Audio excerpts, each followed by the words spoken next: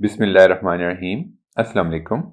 इससे पहले हमारी हज उम्रा सीरीज़ की पहली वीडियोस भी ज़रूर देख लीजिए।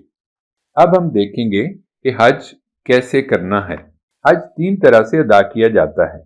नंबर 1, मिकात से बग़ैर उम्रा सिर्फ हज की नीयत करना हज अफराद कहलाता है, यानी अकेला हज करना। गोया इस पूरे सफ़र में उम्रा अदा नहीं किया जाएगा। इस हज की कुर्बानी भी ज़रूरी नहीं। नंबर 2, मीकात से हज और उम्रा दोनों की नीयत करना, यानी उम्रा अदा करके एहराम नहीं खोलना बल्कि हज के बाद ही एहराम खोलना है। इसे हज किरान यानी मिलाकर हज करना कहते हैं। इसमें कुर्बानी ज़रूरी है। अब अगर कोई हज किरान की नीयत से मक्का आ गया और उम्रा अदा कर लिया और फिर सोचा कि एहराम खोलना है और फिर अपने हज को हज तमत्तो करना है तो ऐसा कर सकता है। नंबर 3, हज तमत्तो, हज में उम्रे का फ़ायदा उठाना।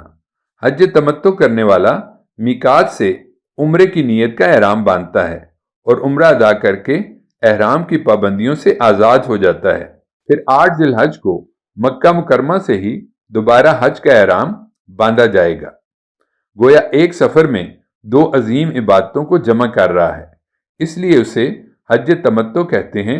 इसमें भी कुर्बानी लाजिम है। हज तमत्तो 3 किस्मों में सबसे अफजल है और अमूमन लोग हज तमत्तो ही अदा करते हैं। हज अफराद और हज किरान वाले अफराद तो पहले से ही हालत एहराम में हैं।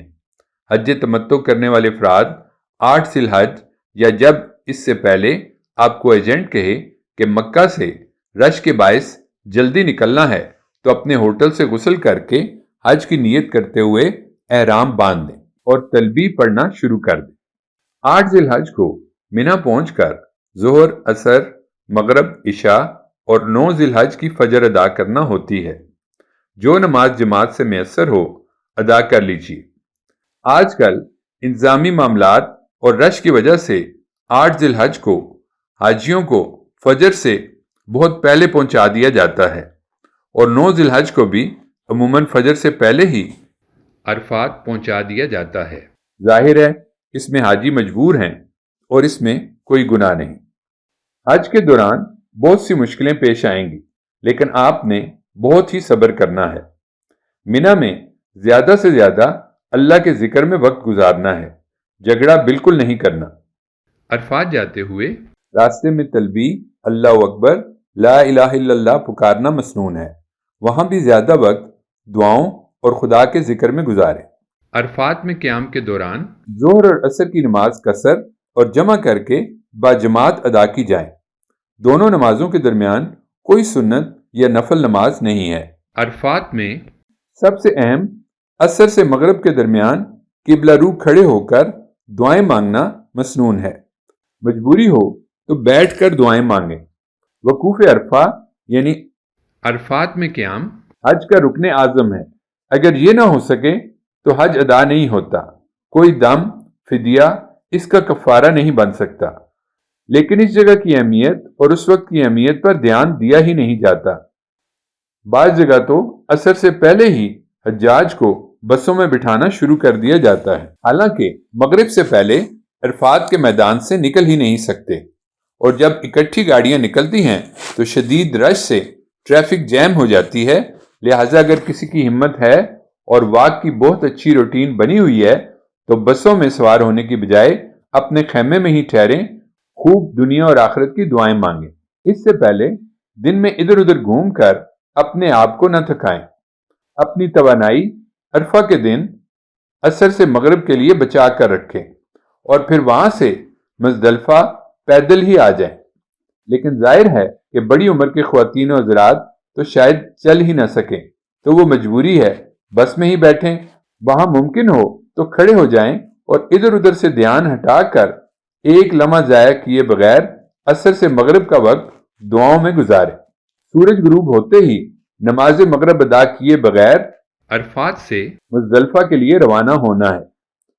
जबल रहमत पर चढ़ना और वहां मांगी गई दुआ को अहम समझना ये सुन्नत से साबित नहीं।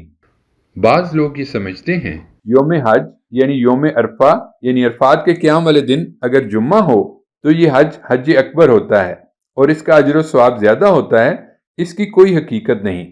عرفات سے مزدلفہ مغرب کی اذان کے ساتھ ہی بغیر مغرب کی نماز پڑھے روانہ ہونا ہے۔ تلبیہ ہر جگہ بار بار دہرانا ہوگی اور مزدلفہ میں مغرب اور عشاء کی نماز اکٹھے ادا کرنا ہوگی۔ اگر شدید سردی ہے تو احرام کی چادر یا کوئی اور گرم چادر وغیرہ اپنے اوپر لے کر سو سکتے ہیں، اس میں کوئی گناہ نہیں۔ آپ صلی اللہ علیہ وسلم نے مزدلفہ میں قیام کی رات کوئی سنتیں اور نوافل ادا نہیں کیے، بلکہ آپ صلی اللہ علیہ وسلم کی سنت ہے کہ آپ عشاء کی نماز پڑھ کر سو گئے اور رات کو تہجد بھی ادا نہیں فرمائی۔ فجر کی نماز صبح سویرے عام دنوں کی نسبت ذرا جلدی ادا کی جائے۔ ویسے تو سنت یہ ہے کہ روشنی پھیلنے تک مشعر الحرام جو مزدلفہ میں ایک پہاڑی ہے کے پاس کھڑے ہو کر خوب دعائیں مانگی جائیں، لیکن آج کل شدید رش کی وجہ سے زیادہ تر لوگوں کو یہ موقع ہی نہیں ملتا۔ اتنا ہجوم ہوتا ہے کہ وہاں رکنا ناممکن ہوتا ہے۔ اپنی سہولت سے دیکھ کر دعائیں کیجیے، ورنہ منی کے لیے چل پڑیے۔ بعض لوگ تو آدھی رات کو ہی منی کی طرف جانا شروع کر دیتے ہیں۔ جمرات کو مارنے کے لیے کنکر مزدلفہ یا منی سے لیے جا سکتے ہیں۔ یاد رہے، جمرات کو ماری ہوئی کنکریاں دوبارہ استعمال نہیں کرنی۔ کنکریوں کو دھونے کی ضرورت نہیں اور یہ چنے کے دانے کے برابر یا اس سے کچھ بڑی ہونی چاہیے۔ منی کی طرف جاتے ہوئے تلبیہ پکارتے رہیے۔ 10 ذی الحج کو سب سے پہلے سورج طلوع ہونے کے بعد سے زوال تک جمرہ عقبہ کبریٰ کو 7 کنکریاں مارنا واجب ہے۔ صرف اللہ اکبر کہنا ہے، اب تلبیہ نہیں پڑھنی۔ کنکریاں مارنے کے لیے آپ صلی اللہ علیہ وسلم کی سنت یہ تھی کہ آپ جمرے کی طرف منہ کر کے کھڑے ہوئے۔ بیت الحرام مکہ آپ کے بائیں جانب اور منی دائیں جانب تھا، لیکن اگر یہ ناممکن ہو تو کسی طرف سے بھی کنکریاں ماری جا سکتی ہیں اور 7 کنکریاں ایک ایک کر کے ماری جائیں گی۔ اگر کوئی 7 کنکریاں ایک ہی دفعہ اکٹھی مارے تو یہ ایک ہی شمار ہوگی۔ بعض لوگ جوتے اور بڑے پتھر بھی جمرات کو برا بلا کہتے ہوئے مارتے ہیں۔ اس طرح کی کوئی چیز سنت سے ثابت نہیں۔ کنکریاں مارنے سے پہلے، درمیان اور بعد کی کوئی دعا نہیں ہے۔ بوڑھے، کمزور اور بیمار کی طرف سے کوئی دوسرا بھی کنکریاں مار سکتا ہے۔ اس کا طریقہ پہلے اپنی کنکریاں مارنی اور پھر دوسرے کی طرف سے نیت کر کے کہ میں فلاں بن فلاں کی طرف سے کنکریاں مار رہا ہوں، اور کوئی غیر حاجی بھی کنکریاں مار سکتا ہے۔ اگر زوال تک کنکریاں نہیں مار سکے تو بعد میں شام تک بھی ماری جا سکتی ہیں، اس میں کوئی گناہ نہیں۔ رمی کے بعد قربانی کرنا ہوگی۔ وہاں قربانی کی کمپنیاں ایک وقت دے دیتی ہیں۔ اس وقت کے ہونے کے بعد مرد اپنا سر منڈوا کر یا بال چھوٹے کروا کر احرام کی پابندی سے آزاد ہو جاتے ہیں، اور عورتیں اپنی ایک لٹ کاٹ کر احرام کی پابندی سے آزاد ہو جاتی ہیں۔ اب سوائے میاں بیوی کے خاص تعلق کے ان پر اور کوئی پابندی نہیں۔ اگر کوئی شخص غریب ہے اور وہ قربانی نہیں کر سکتا تو وہ 1 ذی الحج سے 7 ذی الحج تک 3 روزے مکہ میں رکھے اور 7 روزے اپنے ملک میں واپس جا کر رکھے۔ یہ روزے اکٹھے رکھنا ضروری نہیں، بس اپنی سہولت سے ذی الحج کے مہینے میں پورے کر لے۔ کوشش کیجئے کہ پھر عید سمجھ کر لباس پہنیے۔ نیا لباس ہو تو اچھا ہے، لیکن لازم نہیں۔ حلق قصر کے بعد بیت اللہ آئیں گے طواف کے لیے۔ اسے طواف افاضہ بھی کہتے ہیں۔ یہ حج کا رکن ہے، لیکن اس میں احرام کی پابندی نہیں۔ یہ عام نفلی طواف کی طرح ادا ہو جائے گا، نہ کندھے ننگے کرنا ہوں گے اور نہ دوڑنا ہوگا۔ زمزم پئیں۔ اس کے بعد بطور شوق صفا و مروہ کی سعی بھی کر لی جائے۔ اب اس کے بعد حلق اور قصر نہیں ہوگا۔ چونکہ حرم میں ان دنوں بہت رش ہوتا ہے، اس لیے یہ 10 ذی الحجہ کی رات تک بھی کیا جا سکتا ہے۔ حیض والی خاتون طواف و سعی کو وقتی طور پر ملتوی کر دے گی اور 12 ذی الحج کے بعد جیسے ہی پاک ہوگی طواف اور سعی کرے گی۔ لیکن اگر اس کی واپسی کی فلائٹ 12 ذی الحج کی رات یا 13 کو ہے تو علماء کا فتویٰ ہے کہ وہ اپنے آپ کو اچھی طرح پیک کر کے اسی حیض کی حالت میں طواف کر لے گی، اس پر کوئی گناہ نہیں۔ طواف زیارت کے بعد میاں بیوی کے خاص تعلق کے حوالے سے جو پابندی پہلے تھی وہ بھی ختم ہو جائے گی۔ بہت اہم بات یہ ہے کہ رش کی وجہ سے اگر ترتیب سے عبادات نہ کی جا سکے اور کوئی چیز آگے پیچھے ہو جائے، مثلا کسی نے قربانی پہلے کر لی، رمی بعد میں کی، سر پہلے منڈوا لیا اور قربانی بعد میں کی، تو آپ صلی اللہ علیہ وسلم نے ایسے لوگوں کے لیے بھی کوئی حرج نہیں کہ الفاظ کہے۔ طواف و سعی سے فارغ ہو کر مکہ میں رات نہیں گزارنی، بلکہ واپس منی آنا ہے، اور رات کا جتنا حصہ بھی باقی بچا ہے وہ منی میں گزارنا ہے۔ اب منی میں 2 یا 3 دن یعنی 11، 12 اور 13 ذی الحج کا دن گزارنا ہے۔ 2 دن لازم ہیں، اور تیسرا دن یعنی 13 ذی الحج اگر آپ اپنی سہولت کے مطابق رکیں تو بہت ہی اجر ہے۔ اب یہاں روزانہ سورج کے زوال کے بعد تینوں جمرات کو ترتیب سے 7 کنکریاں مارنی ہیں، یعنی پہلے نمبر جمرہ اولا، دوسرے نمبر پر جمرہ الوسطی اور اس کے بعد جمرہ الاخری کو۔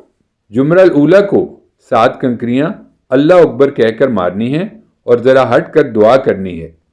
پھر جمرہ وسطی کو 7 کنکریاں اللہ اکبر کہہ کر مارنی ہیں اور ذرا ہٹ کر دعا کرنی ہے، لیکن تیسرے جمرے کو رمی کرنے کے بعد نہ وہاں رکنا ہے اور نہ دعا کرنی۔ منی کے یہ دن بہت کثرت سے اللہ کے ذکر کے ہیں۔ آپ صلی اللہ علیہ وسلم کی ایک حدیث ہے کہ ایام تشریق کھانے پینے اور بکثرت اللہ تعالیٰ کا ذکر کرنے کے دن ہیں۔ جس نے 12 ذی الحج کو واپس آنا ہے وہ مغرب سے پہلے پہلے منی کی حدود سے باہر نکل جائے۔ مغرب کی اذان کے ساتھ ہی 13 ذی الحج کی رات منی میں گزارنا اور دن کو رمی کرنا ضروری ہوگا۔ لیکن اگر ٹریفک کی وجہ سے کوئی رش میں پھنس گیا لیکن نکلنے کے ارادے سے خیمے سے روانہ ہو چکا تو پھر اگر دیر بھی ہو جائے تو کوئی حرج نہیں، پھر منی میں رات گزارنا ضروری نہیں۔ آج کل رش کی وجہ سے لوگ 12 کی صبح ہی رمی کرنا شروع کر دیتے ہیں۔ علماء نے اس کی بھی رخصت دے رکھی ہے۔ بہرحال افضل وہی اوقات ہیں جو پہلے ہم نے بتا دی۔ الحمدللہ، مبارک ہو، آپ کا حج مکمل ہو گیا۔ اللہ اسے حج مبرور بنا کر قبول و منظور فرمائے۔ اب آخری کام، جس دن مکہ سے روانگی ہوگی تو الوداعی طواف کرنا واجب ہے۔ اس طواف کے ساتھ صحیح نہیں ہے، البتہ حائضہ کے لیے اگر وہ طواف زیارت کر چکی ہے تو یہ لازم نہیں۔ بعض لوگ مسجد سے باہر نکلتے ہوئے اپنی پیٹھ کعبہ کی طرف یا روضہ رسول صلی اللہ علیہ وسلم کی طرف نہیں کرتے، الٹے قدموں باہر نکلتے ہیں۔ یہ سنت سے ثابت نہیں ہے۔ ہر طرح کی گندگی بکھیرنے سے بالکل پرہیز کیجیے۔ ثواب لینے گئے ہیں اور صاف ستھرا رہنے والوں کو اللہ نے اپنا محبوب قرار دیا ہے، اور گندگی بکھیر کر ان لوگوں میں کیوں شامل ہوں جن کو اللہ محبوب نہیں رکھتا۔ وہاں حج کے موقع پر دیکھا گیا ہے کہ حاجی ہر قسم کی گندگی بکھیرتے ہیں، یہ بہت ہی گناہ کی بات ہے۔ حج کے بعد ایک نئے عزم کے ساتھ زندگی کا آغاز کیجیے۔ کوشش کیجیے قرآن کو ترجمے کے ساتھ پڑھیے یا سنتے رہیے، اور آپ صلی اللہ علیہ وسلم کی سنت کے بارے میں زیادہ سے زیادہ جانتے رہیے، اور جو علم میں اضافہ ہو اسے اپنے عمل میں بھی اضافے کا ذریعہ بنائیں۔ اللہ تعالیٰ آپ کا حامی و ناصر ہو۔ سعودی حکومت حاجیوں کے لیے کیے گئے انتظامات میں ہر سال مزید بہتری لانے کی مسلسل کوششیں کر رہی ہے۔ اس ضمن میں حاجیوں کو وہاں استعمال کے لیے بہت سی چیزیں مفت بطور تحفہ دی جا رہی ہیں۔ ہماری ویڈیوز کو دیکھنے کے ساتھ ساتھ اپنے ایجنٹ سے تازہ ترین معلومات حاصل کر کے ساتھ لے جانے والی چیزیں کم یا زیادہ کرنے کا فیصلہ کر لیجیے۔ اگر آپ حج و عمرہ کی روح اور تقاضے جاننا چاہیں تو ہم نے 2 چھوٹی ویڈیوز جن کا ٹوٹل دورانیہ تقریباً 30 منٹ ہے، ان کا لنک نیچے کمنٹ سیکشن میں دے دیا ہے، انہیں ضرور سنیے گا۔ آخر میں ان ویڈیوز کو تیار کرنے والی ٹیم کے لیے دعاؤں کی درخواست ہے۔ اللہ تعالیٰ آپ کو خیریت سے لے کر جائے اور خیریت سے واپس لائے، اور آپ کو حج مقبول کرنے کی توفیق عطا فرمائے۔ آمین۔ اللہ حافظ۔